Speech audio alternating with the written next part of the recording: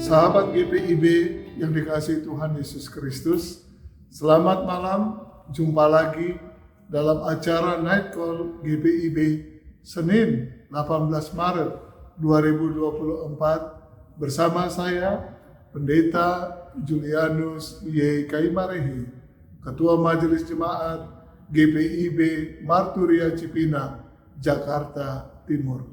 Sahabat GPIB, mengakhiri hari ini, kita ingin merenungkan firman Tuhan dari surat Yakobus pasal 4 ayat 13 sampai 16. Namun sebelum membaca Alkitab, mari kita berdoa.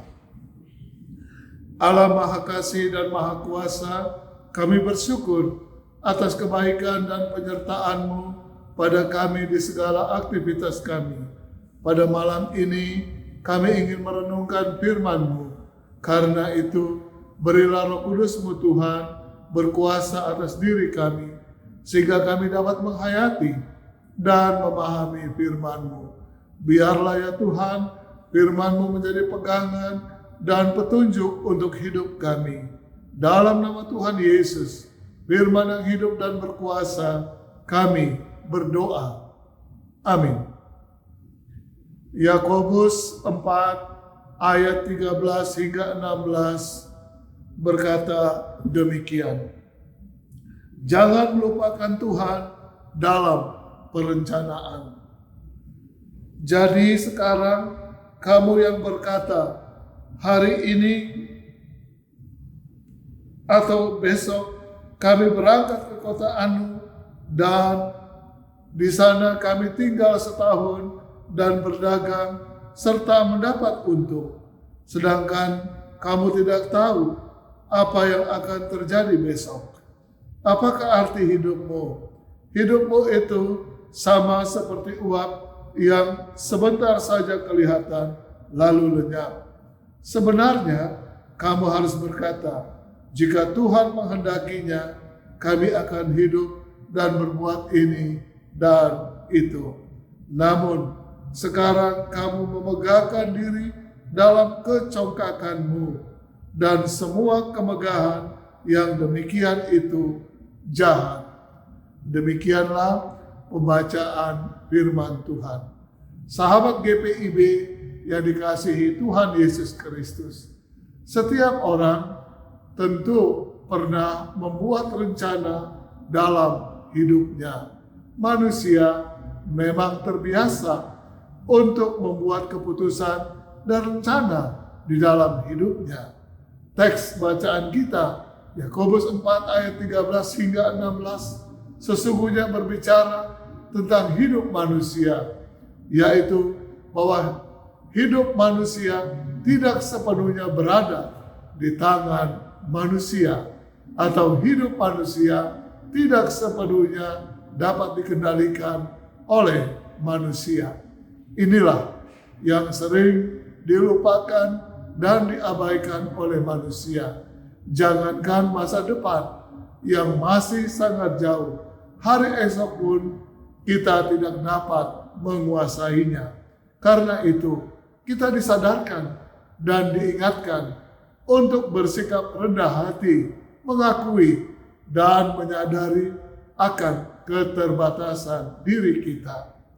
Firman Tuhan dalam surat Yakobus 4 ayat 13 hingga 16 ini ditujukan kepada orang-orang yang sombong dan tinggi hati, yaitu mereka yang berkata, hari ini atau esok kita akan berangkat ke kota Anu dan tinggal di sana. Lalu kita akan berbuat ini dan berbuat itu. Lalu kita mendapatkan ini dan mendapatkan itu. Padahal kita semua tahu bahwa kita tidak bisa mengendalikan segala sesuatu dalam kehidupan ini. Amsal pasal 27 ayat 1 mengingatkan kita bahwa janganlah memuji diri karena esok hari, karena engkau tidak tahu apa yang akan terjadi pada hari itu. Begitu juga dengan peringatan Tuhan Yesus. Di dalam Lukas 12 ayat 16 hingga 21. Di situ Tuhan Yesus mau mengingatkan kita untuk menyadari keterbatasan kita sebagai manusia, bahwa manusia tidak dapat mengendalikan segala sesuatu dalam kehidupan ini. Percaya diri itu perlu dan baik. Mandiri itu juga perlu dan baik. Akan tetapi, jangan sampai kita menjadi tinggi hati, kita menjadi sombong. Jangan terlalu percaya diri bahwa kita dapat menentukan segala sesuatu. Perencanaan hidup itu baik dan perlu. Malahan dikatakan dalam ayat 15, saya ingin berbuat ini dan berbuat itu. Tetapi jika Tuhan menghendakinya. Secara praktis, hal ini berarti bahwa kita harus berencana.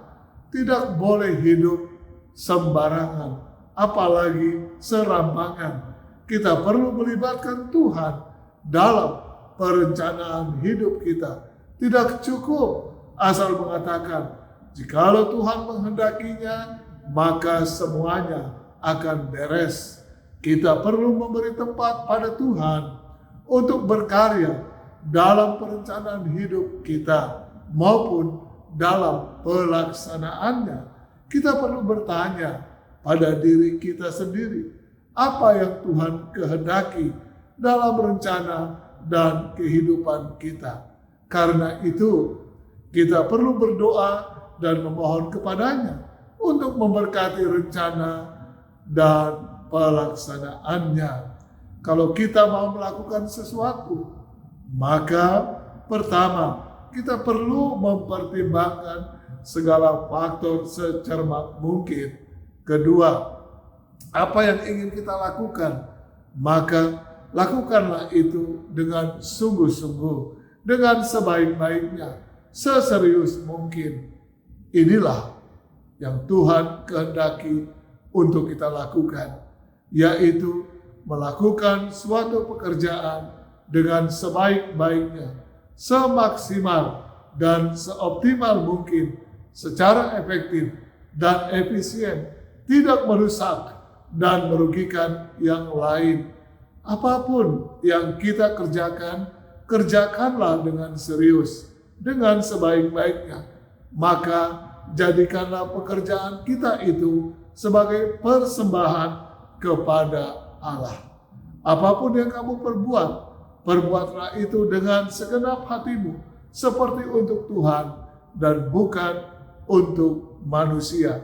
Kolose 3 ayat 23. Sahabat GPIB yang dikasihi Tuhan, mempersilakan Tuhan melakukan apa yang Dia kehendaki dalam kehidupan kita. Bukanlah hal yang mudah untuk kita terima, karena seringkali penilaian dan keputusan Tuhan berbeda dengan penilaian dan keputusan kita. Tuhan punya norma dan kriterianya sendiri dalam memutuskan, dan keputusan Tuhan itu pasti benar adanya. Kalau kita mengakui Tuhan Yesus sebagai Tuhan, maka kita harus mengakui pula dengan sepenuh hati bahwa Tuhan memiliki kebebasan dan kedaulatan untuk melakukan apa saja tanpa harus mempertanggungjawabkannya kepada kita. Itulah bedanya Tuhan dengan kita manusia. Mempersilakan Tuhan untuk melakukan apa saja yang Dia kehendaki. Itulah iman. Sebagaimana Abraham disuruh Tuhan keluar dari negerinya, keluarganya, sanak saudaranya, ia berangkat. Abraham disuruh mempersembahkan Ishak, anaknya, sebagai kurban. Dilakukannya tanpa bertanya kenapa dan apa maksud tujuannya. Itulah sebabnya Abraham disebut Bapa orang beriman, karena imannya kepada Allah sangat besar. Sahabat GPIB yang dikasihi Tuhan, ada ungkapan mengatakan manusia punya rencana, tetapi Allah yang punya kuasa untuk menentukan. Jangan dibalik, kita menentukan dan Allah yang mengerjakannya. Mungkin saudara telah mempunyai banyak rencana dalam minggu ini atau hari-hari ke depan. Mungkin juga kita berkata bahwa semua rencana kita kiranya terlaksana kalau Tuhan berkenan. Namun biarlah hal itu bukan sekadar kata-kata belaka, tetapi dapat kita hayati manfaat dan maknanya, yaitu satu, kita menjadi lebih tahu diri. Kita tahu siapa diri kita dan kita tahu siapa Tuhan itu. Kita menjadi rendah hati bahwa sekalipun kita dapat membuat banyak rencana, tetapi kita akan mengingat keterbatasan pada diri kita. Misalnya, kita berdoa, saya mau sembuh ya Tuhan, saya mau ini, saya mau itu ya Tuhan.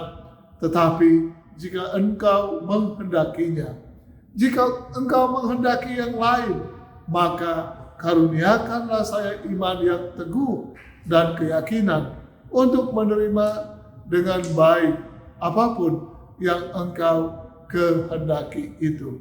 Kedua, kalau kita dapat melaksanakan rencana kita, maka kita tidak menjadi sombong dan tidak tinggi hati.